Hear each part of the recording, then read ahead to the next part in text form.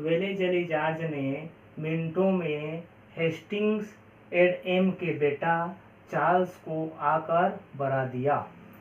Wellesley George ने मिनटों में हेस्टिंग्स एडम के बेटा चार्ल्स को आकर बढ़ा दिया। तो वेलेजली इसका शासनकाल 1798 से 1805 तक था। जॉर्ज से हो जाएगा सर जॉर्ज बार्लो, इसका शासनकाल 1805 से 1807 तक था। मिंटो से मिंटो प्रथम 1807 से 1813 तक। हेस्टिंग से हेस्टिंग 1813 से 23 तक। एड से जॉन एडम्स 1823 तक था। एम से एम हर्स्ट 1823 से 28 तक। बेटा से विलियम बैटिक 1828 से 35 तक। चार्ल्स मेटकाफ 1835 से 36 तक। आकर से आकलैंड प्रथम 1836 से 42 तक। और ये बड़ा से हो जाएगा एलिन बरो, ये बड़ा से एलिन बरो 1842 से 1844 तक। अब वेलेजली का शासनकाल 1798 से 1805 तक था।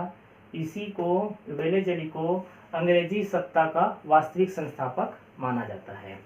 इसी के समय में 1798 में ये सहायक संधि प्रणाली लागू किया था और इसको स्वीकार करने वाले राज्य थे हैदराबाद 1798 में, मैसूर 1799 में, तंजौर 1799 में, अवध 1801 में, पेशवा 1802 में, भोसले 1803 में और सिंधिया जो है 1803 में ये अंग्रेजी सत्ता को स्वीकार कर लिया था।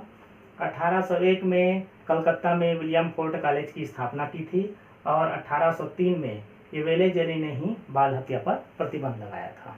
सर जॉन बार्लो का शासन था 1805 से 1807 तक। इसी के समय में 10 जुलाई 1806 में वेल्लोर का सिपाही विद्रोह हुआ था। ये वेल्लोर का सिपाही विद्रोह को 1857 की क्रांति के समतुल्य माना जाता है। इसमें जो है सेना के ड्रेस कोड में परिवर्तन कर दिया था।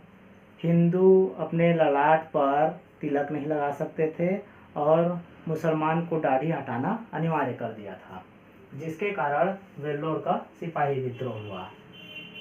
इसके बाद है मिंटो प्रथम 1807 से 1813 तक था।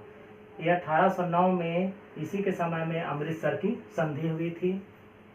अगला हेस्टिंग के समय में 1813 में प्रथम चार्टर एक्ट लागू हुआ था।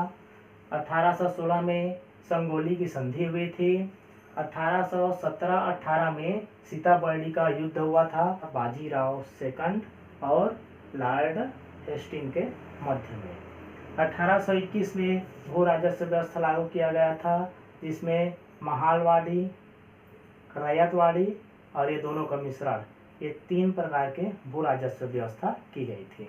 जॉन एडम्स के समय प्रेस पर पूर्ण प्रतिबंध लगा दिया गया था। इसके बाद एम हर्स्ट जो है 1824 में बैरकपुर का सैन्य विद्रोह हुआ था। विलियम बेटिंग के काल में 1829 में सती प्रथा का अंत कर दिया गया था और 1835 में द्वितीय चार्टर एक्ट लागू हुआ था।